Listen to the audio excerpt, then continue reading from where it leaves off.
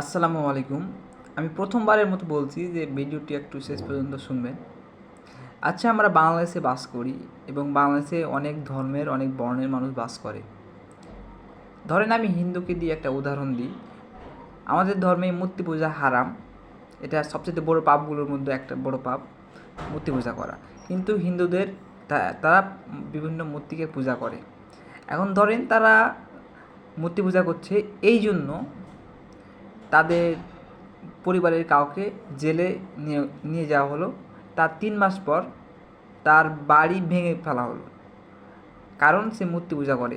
কারণ সেটা আমাদের ধর্মে হারাম বা একেবারে নিষেধ, অবৈধ।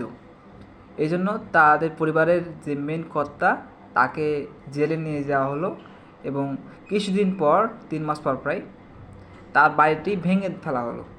আর এই ভেঙে ফেলার জন্য তাদের বিভিন্ন অনিরাপদ স্থানে থাকতে হয়েছে।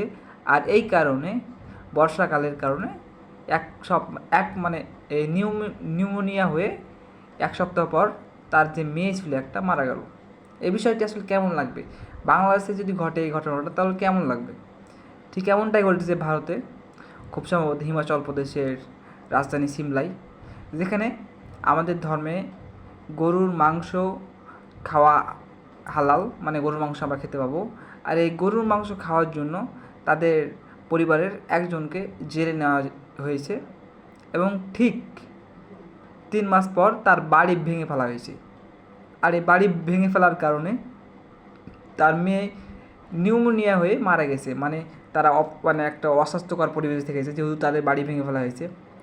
আর এই জন্য তার মেয়েটা 1 সপ্তাহ পর মারা গেছে নিউমোনিয়া হয়ে। তাহলে এই ঘটনাকে আপনি কীভাবে বিশ্লেষণ করবেন বা কীভাবে আপনি দেখবেন?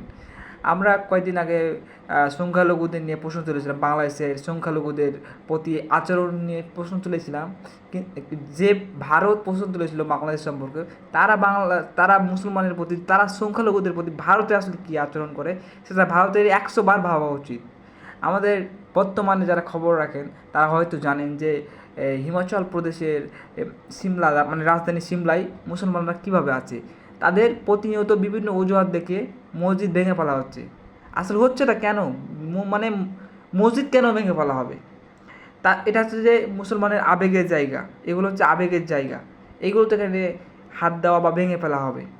আমি কোনো ধর্মের প্রতি বিদ্বেষ বা কোনো কিছু প্রকাশ করতে চাচ্ছি না বা উস্কানিমূলক ভিডিও করতে চাচ্ছি না, কিন্তু বিবেকের কাছে বাধে যে শুধুমাত্র তার ধর্মে নিষেধ বলে আর মুসলমানের ধর্মে এটি একটি বৈধ বলে সে সেটা পালন করেছে বলে তার স্বামীকে, মানে ওই মেয়েটা যার আমি ইন্টারভিউ দেখলাম, তার স্বামীকে 3 মাস আগে জেলে নিয়ে গেছে, তারপরে বাড়ি ভেঙে ফেলেছে।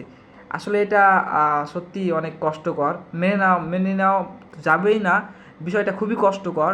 বাংলাদেশের, আমি জানি বাংলাদেশ এমন বাজে পরিস্থিতি কখনো যাবে না, বা ভারতে মুসলমানদের প্রতি যে বিদ্বেষমূলক আচরণ করা হয়, বাংলাদেশ কখনো অন্য ধর্মের প্রতি এমনটা করবে না। আশা করছি আপনারা বিষয়টি বুঝতে পেরেছেন আমি কী বোঝাতে চাচ্ছি। আর আপনারা আসলে বিষয়টিকে কেমনভাবে দেখেন প্লিজ জানাবেন।